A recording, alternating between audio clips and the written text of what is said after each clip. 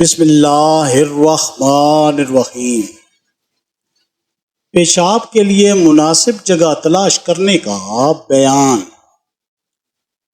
ابو التیاء کہتے ہیں کہ ایک شیخ نے مجھ سے بیان کیا کہ عبداللہ بن عباس رضی اللہ تعالی عنہما جب بصرہ آئے تو وہ ابو موسیٰ رضی اللہ تعالی عنہما سے حدیثیں بیان کرتے تھے۔ ابن عباس رضی اللہ تعالی عنہما نے ابو موسیٰ رضی اللہ تعالی عنہما کو خط لکھا جس میں وہ ان سے کچھ چیزوں کے متعلق پوچھ رہے تھے۔ ابو موسیٰ رضی اللہ تعالی عنہما نے جواب میں انہیں لکھا کہ ایک روز میں رسول اللہ صلی اللہ علیہ وآلہ وسلم کے ساتھ تھا۔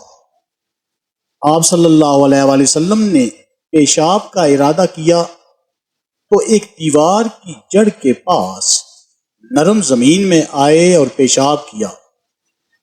پھر فرمایا جب تم میں سے کوئی پیشاب کرنا چاہے تو وہ اپنے پیشاب کے لیے نرم جگہ ڈھونڈے۔